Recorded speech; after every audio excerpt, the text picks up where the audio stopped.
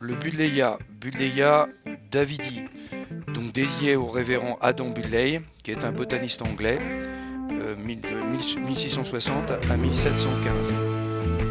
Alors, donc le Buddleia davidi est en fait un petit arbuste caduc de 4-5 mètres de hauteur. Il est touffu, avec des rameaux qui sont souvent quadrangulaires, qui sont non ailés. Les feuilles mesurent 20 à 25 cm et 3-7 cm environ de largeur. Elles sont opposées et finement dentées, vert foncé dessus et glabre dessous, avec des reflets blancs. Les pétioles sont très courts. Les inflorescences sont en forme de grappe, avec des fleurs parfumées, groupées, qui peuvent être de diverses couleurs suivant les cultivars, blanc, rose, bleu, mauve, violet. Et donc ces grappes mesurent de 15 à 30 cm de longueur. On peut également parler du fruit, qui est finalement qui sont des graines, des capsules qui possèdent 2 valves. Au niveau des différentes espèces, la plupart des espèces fleurissent en été, surtout celles qui concernent des hybrides davidi. Certaines fleurissent au printemps, comme le globosa ou l'alternifolia. On compte environ 150 espèces qui sont originaires de régions tropicales, subtropicales d'Asie, d'Afrique et d'Amérique. Nous sommes devant Buddleia davidi, donc ce que l'on appelle vulgairement l'arbre aux papillons. Nous voyons d'ailleurs un petit papillon que l'on appelle le zygène. Alors nous sommes devant une petite haie de Buddleia avec donc différentes espèces. Ici nous sommes avec du Buddleia Heliophylla.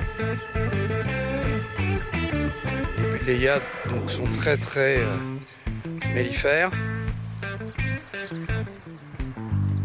À côté du Buddleia donc davidi avec un cultivar beaucoup plus foncé. Au niveau des couleurs, nous avons du blanc, du rose, du rouge, du plus foncé. À côté, ici, un hybride Verrieriana, donc jaune, avec une inflorescence magnifique que nous allons découvrir avec un gros bourdon en direct live.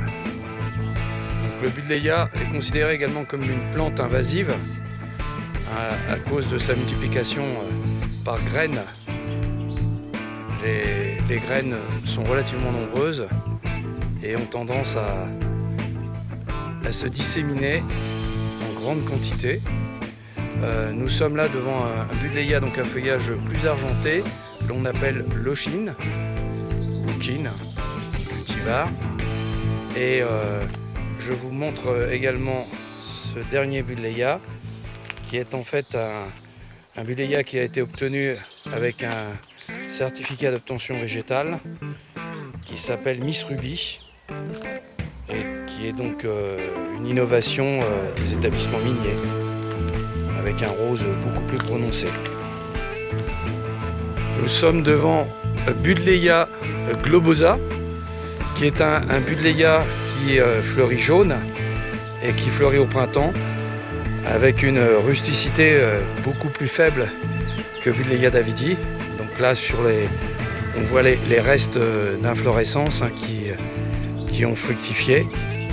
Donc ce Buddleia est relativement fragile, avec une zone de rusticité plus faible, au-delà de -10, -12.